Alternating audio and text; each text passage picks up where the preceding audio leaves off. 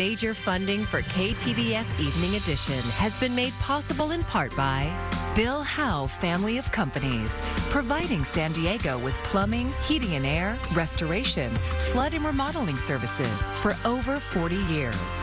Call 1-800-BILL-HOWE or visit billhowe.com. And by the Conrad Prebys Foundation, Darlene Marco Shiley, and by the following.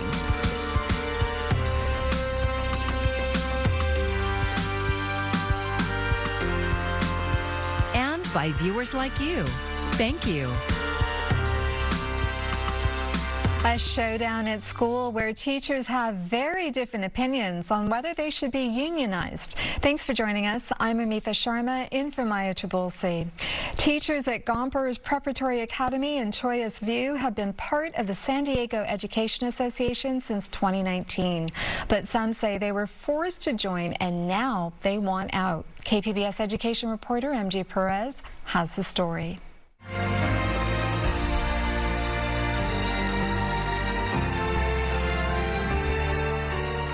This is the Gompers Preparatory Academy class of 2023.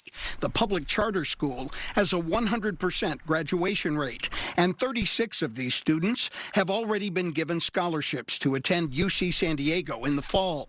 Those are major achievements for children who grew up here in the Choyas View neighborhood. 18 years ago, parents and educators came together to convert what they considered a failing public school into a successful charter campus. It is a unique school. You have to know what you want to do, and if it's kids first, you win. Cindy Ornelas has been teaching 6th grade math and science at Gompers the past 8 years. She is leading a group of her fellow educators who do not want to be part of a union and want to return to the freedom and flexibility of the charter school they believe in. The union has just been divisive and instigate trouble when they can, and so a lot of people are intimidated by that. Fighting for students! Fighting for students! And for education.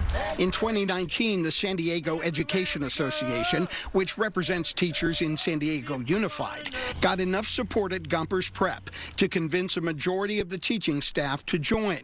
Almost since that beginning, a group has been fighting for decertification from the union. Last week, the California Public Employment Relations Board, known as PERB, gave the go-ahead for a decertification vote by mail-in ballot starting May 10th. Valerie Campos represents all the Gompers teachers who want to keep the union and will vote no to decertify. There were things that needed to happen with our working conditions to improve in order for us to be able to attract and retain teachers. And I know that there's a teacher shortage. I understand that, but I also know that we have 23 vacancies, and that is detrimental for student learning. The teachers union is in negotiations with San Diego Unified right now for a new contract that includes demands for higher wages and more support staff. The Gompers teachers are included, but if they vote to decertify, they would be left on their own. The Gompers negotiations are being done directly with the charter school management team. And while the clock continues ticking on that, teachers here have until June 6th to mail in their vote, whether they stay with SDEA or go. MG Perez, KPBS News. San Diego County supervisors will decide tomorrow how to fill the 4th district seat following Nathan Fletcher's resignation. KPBS Metro reporter Andrew Bowen breaks down the 3 options. The first option is simply to appoint a new supervisor to serve out the 3.5 years left in Fletcher's term. Option 2 is calling a special election on August 15th, with the potential for a runoff in November. Option 3 is a combination of the first two: call a special election and appoint someone to fill the vacancy until the winner can be seated. Fletcher is resigning amid accusations of sexual harassment and assault, accusations he denies. His district covers most of central San Diego, La Mesa, and Lemon Grove. 2 Democrats have announced bids for the seat: veterans advocate Janessa Goldbeck and San Diego City Council member Monica Montgomery Stepp. Andrew Bowen, KPBS News. New rules for short-term rentals are now in effect for the city of San Diego. Starting today, all dwelling units being rented out for less than a month within the city will now require a license. There are 4 types of licenses with varying requirements on the type of home and number of days rented. Hosts can only hold 1 license at a time, and they are non-transferable. Train passengers heading to Orange County are having to deal with delays and detours again. The Pacific Surfliner service was once again suspended last week between Oceanside and Irvine. The sudden interruption is due to a track closure in San Clemente after a landslide caused debris to fall near the tracks. Over the weekend, several lawmakers took a look at the damage. Congressman Mike Levin says these closures aren't just affecting passengers, but the economy as well. And the rail corridor is shut down, even for a week, a month. We're talking about tens or even hundreds of millions of dollars in regional economic impact. It is unclear when the line will reopen. For now, passengers headed to Orange County will have to take a bus to get around the closure. A crisis prevented. After a weekend of tense negotiations, JP Chase is buying most of failed First Republic Bank's assets. Chris Wynn explains how it all went down and what it means for America's banks. First Republic Bank branches opened their doors Monday morning under new management following the collapse of the regional lender. The First Republic failure was a more traditional bank run. That money started to flow out and flow out fast. Federal regulators seized control of the bank and its nearly $230 billion worth of assets before JP Morgan stepped in as a buyer. CEO Jamie Dimon expressing confidence on an investor call Monday morning. Hopefully this helps stabilize everything. The American banking system is extraordinarily sound. This is the second largest bank failure in U.S. history and the 3rd U.S. bank to fail since March. Interest rates have gone up at the fastest pace in 40 years. The economy's slowing. We're going to see more bank failures, but the system has proven to be surprisingly resilient. JP Morgan Chase was already the largest bank in the United States before the buyout. Now new concerns. Anytime there's a consolidation of market share, prices tend to go up. Financial analyst Greg McBride says consumers should constantly be evaluating their banking options. We've seen with checking accounts over the course of many years, monthly fees and balance requirements have gone through the stratosphere, but yet nearly 40% of banks offer a free checking account on a standalone basis. So there are alternatives out there. I'm Chris Wynn reporting. New concerns tonight along the southern border. The Department of Homeland Security says border detention facilities are above capacity. U.S. Customs and Border Protection estimates 20,000 migrants are in custody. Arrivals are growing before Title 42 ends on May 11th. That's the controversial public health order allowing officials to turn away asylum seekers. But KPBS reporter Gustavo Solis says no one knows what will happen once Title 42 is lifted. Roughly 16,000 vulnerable migrants in Tijuana waiting to enter the U.S. once Title 42 is lifted. We're 11 days from the official end of Title 42, but Tijuana officials don't know how the U.S. plans to process all those people. No one from the federal government has shared their plans with Tijuana. Sí tenemos un plan en mente. That's Enrique Lucero. He's head of Tijuana's Migrant Affairs Department. He says Tijuana has a rough plan of what to do on May 11th, but a lot of it depends on logistical questions like how many people will be allowed to cross the border and where. Right now, Lucero doesn't have those answers. He's preparing for the worst. Se van a salir los migrantes de los albergues y se van a querer formar a la garita. On May 11th, he expects thousands of migrants to leave their shelters and form a long line outside the port of entry. Se van a quedar allí. They will eat there, they will sleep there, they will live there. Lucero says that if the U.S. only allows a couple of hundred migrants to enter the country each day, it will be chaos at the border. Tijuana's migrant shelters are already at capacity, and they expect even more people to come to the border once Title 42 is lifted. Basically, we're getting prepared. We're constructing. We're constructing to be able to receive more people. Pastor Albert Rivera runs the Agape Migrant Shelter in Tijuana.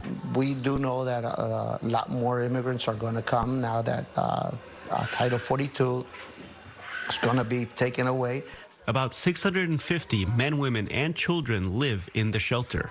The kids play soccer all day while their parents cook and get ready for a shot at asylum in the U.S.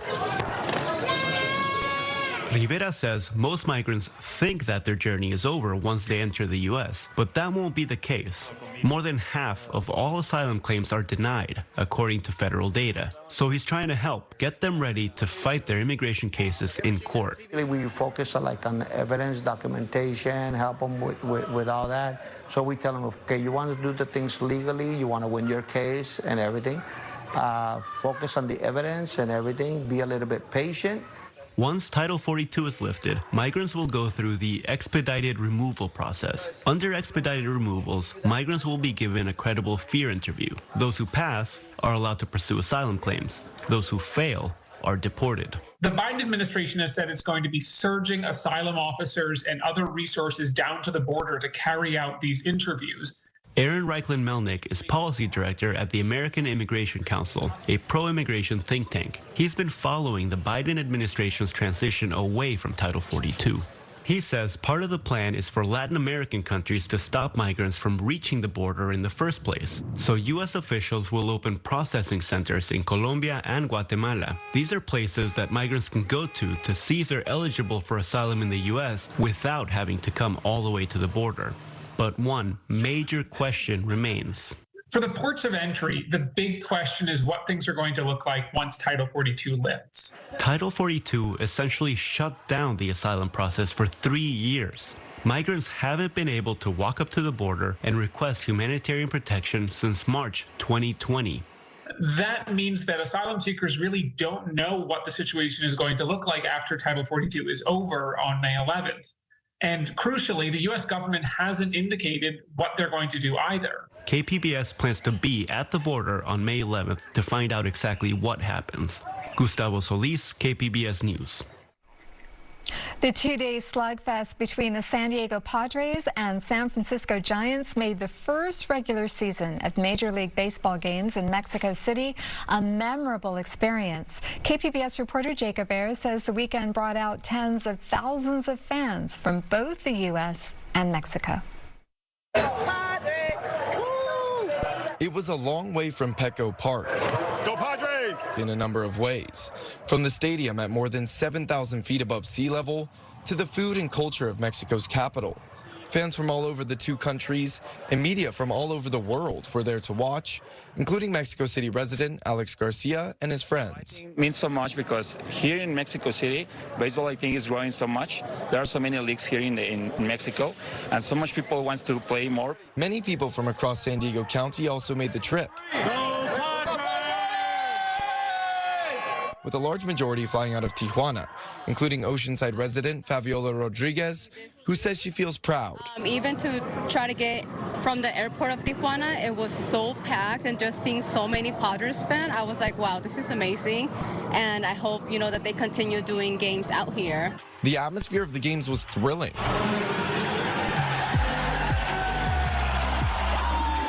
Both on the field with a barrage of home runs. To right field and deep, and that ball is gone. And in the stands with sombreros, mariachi, luchador masks, and loud celebrations. Garcia says the best way to describe it is one big party. You hear the chorus of all the people singing the song at the same time, for example. Also, so much people is dancing around all the ballpark. It's like they put that song and everybody's like dancing and singing and things like that. I think that's very cool here in Mexico. Fans supporting a wide range of MLB and Mexican baseball teams filled the sold-out Estadio Alfredo Arpelu, but the majority were in Padres colors, specifically the team's yellow, pink, and teal City Connect jerseys, inspired by Baja California. This is my people, man. It takes me back to when I first broke into the business. The games attracted celebrities from both countries, including Chula Vista's own WWE wrestler, Rey Mysterio Jr.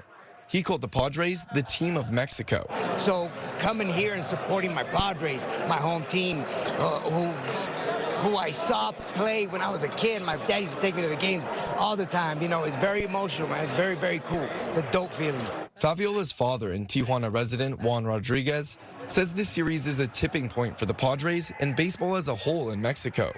He and many other Mexican fans want to see this type of special event happen more often.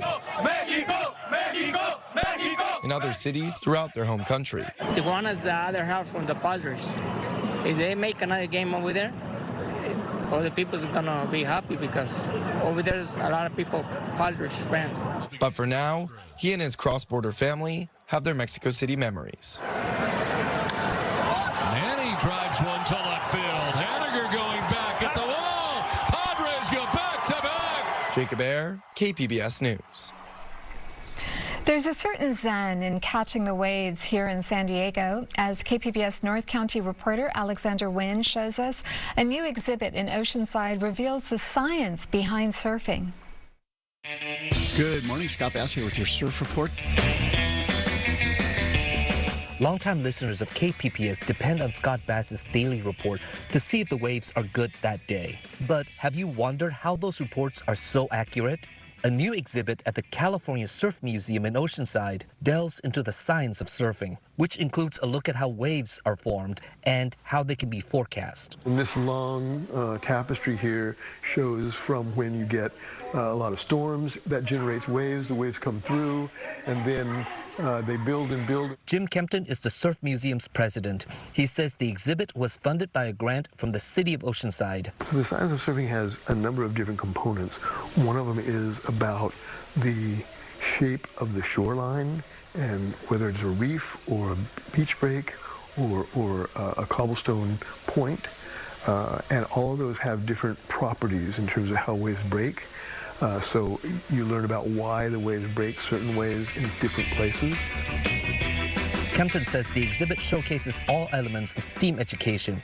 That is, science, technology, engineering, arts, and mathematics. Ask any surfer and they would tell you that surfing is an art, but it's also a science, as this exhibit shows you. For example, why a local surf spot is such a good spot to catch those waves. There are exhibits showcasing how math can make you a better surfer, as well as the engineering marvel behind the surfboard. And we talk about the length of a board, the width of a board, the thickness and volume, the concave, the rocker, the rails, the nose and tail, and the fin placement. If you have a board that you want to be really fast, you have a different kind of shape. If you have a board that's made for really big waves or really small waves, you'll design a different board. The exhibit is on display through the end of the year, and the museum is open from 10 to 4 p.m. daily. Alexander Nguyen, KPBS News. Let's give you your weather headlines for this Monday. What you're going to need to know for the week. Well, a cool down is on the way. I know we were warming up through the weekend, but the temperature's taking a swing in the opposite direction. Intermittent rain through Thursday. It's not going to be a washout by any means, but some drizzle, especially along the coastal areas, and it is going to be pretty windy as we head towards the mountains, which is why we have a wind advisory in effect across the deserts, across the mountains. That's going to be in effect through early Tuesday. So again, pretty blustery in those areas as we head into tonight. A few showers. It's going to be misty around San Diego. We're dropping down to a low of 55. And around the region, well, more of the same. Oceanside, a similar story. It's going to be a little misty. Maybe see some drizzle. Similar story again down towards San Diego and Chula Vista. Now, as we head more inland, we're going to be staying mostly dry as we head towards Borrego Springs, but windy as we hit Mount Laguna. I want to show you how this is going to play out over these next few hours, at least Monday night into Tuesday. Again, it's not going to be a washout. We're going to start off the day with some clouds, but by the afternoon, we'll see some sun, especially along the coast, but it is still going to be misty in areas like Oceanside with highs in the low 60s. Now, along the coast here, again, Tuesday, mostly cloudy. It's going to be misty, 62 for the high, but then we dry out slightly for Wednesday. Again, couldn't rule out an isolated shower or two or some drizzle. So again, just have the umbrella at the ready, or you may just want to have a raincoat. 64 Thursday. Spotty showers still possible along the coast, 64 for the high, and then we dry out heading into the weekend. Now, more inland, those showers are going to catch up to you by Thursday. Highs are going to be in the 60s, but warming up to the upper 60s by the weekend. For the mountain, well, we're getting little rain and snow by Thursday. It is going to be windy again with highs in the upper 30s, low 40s, but 49 by Saturday. In the deserts, well, we are going to be pushing up to the 80s heading into the weekend, but we could see a shower in spots, especially on Thursday. For KPBS News, I'm meteorologist Bree Guy. Students at a San Diego area elementary school are using animation to explore difficult social issues. As Camilla Bernal shows us, the innovative program allows the kids to create art as a way to express their feelings and share their experiences. Good morning, buenos dias. The day begins for these fifth graders with the usual subjects: math, science, reading, and even PE. Those may appear easy in comparison to talking about gun violence, global warming, bullying, racism. I chose racism because for me, racism is something that I see often and something that happens, and I feel like all people should be treated the same way, not just because they're different, because inside we're all the same. Christian Lopez is just one of the more than 500 fifth grade students tackling these issues at the National School District just outside of San Diego. The students choose a topic. I did like world hunger. I feel bad. I really feel bad about because they don't have the life I have. We can donate to help them get food and fresh water. And then use animation. Do you think guns should be allowed? Well, I don't. To explain their thoughts. Immigration is a problem for everyone. They separate individuals from one another. That's a form of injustice. If these are the issues, these are the components that these young people will face as they become adult, then I believe that it is our responsibility to support them in learning how to maneuver some of the nuances. But maneuvering wasn't always easy, according to animator David Heredia, who created this 5-week program. You know, it makes people uncomfortable when you put them in a situation to talk about something that is not their lived experience. And because of that, I think it's unfair to put a muzzle on a child who wants to express what they're feeling. So instead, you allow them to talk through their art. Just because they're different race doesn't mean that you have to be rude or to like not to be nice to them, because it's really hurtful for those people. They found ways to help solve or highlight the issues. No matter what color we all are human. And then they got to feel like celebrities as they share their animations with the world. It allows us to actually stop and listen to what's going on in the world of a child and have them offer a potential solution to that problem. When you're kind to someone, they're going to be kind to someone else, or you should always be kind. The students feel heard and say they will continue to explore these social justice issues. We could still keep working on and progress to make it better.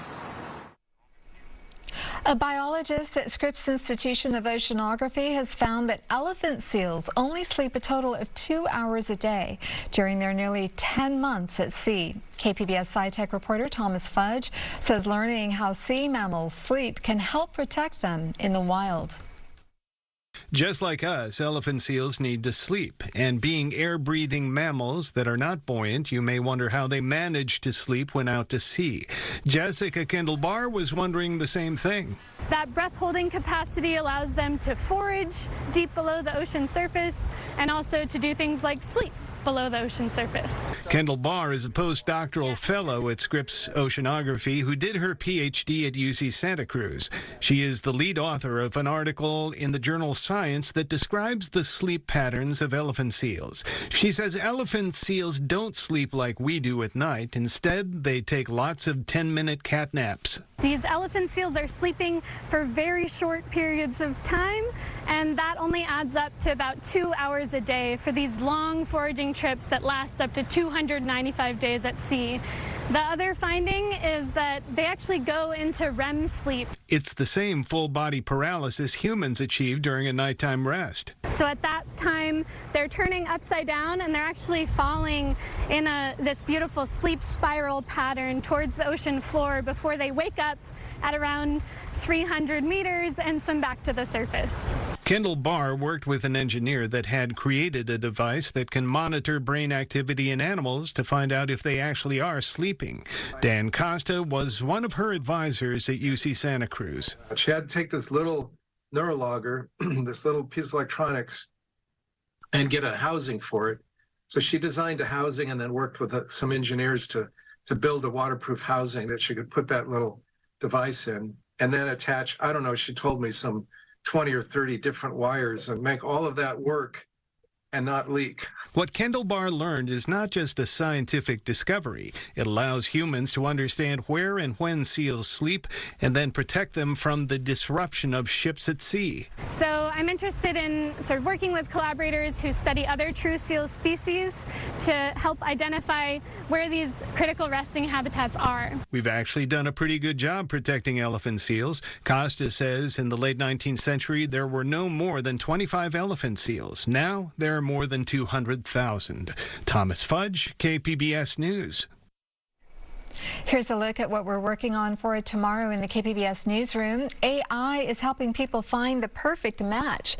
On NPR's Morning Edition, the new app's helping users create dating profiles and text messages. And the creators of the new podcast Taking Cover are joining KPBS Midday Edition. What the investigative series reveals about a marine-on-marine friendly fire incident involving Duncan Hunter Jr. You can find tonight's stories on our website, kpbs.org. Thank you for joining us. I'm Amitha Sharma, and have a great evening. Major funding for KPBS Evening Edition has been made possible in part by Bill Howe Family of Companies, providing San Diego with plumbing, heating and air, restoration, flood and remodeling services for over 40 years. Call 1-800-BILL-HOWE or visit billhowe.com. And by the Conrad Prebys Foundation, Darlene Marco Shiley, and by the following.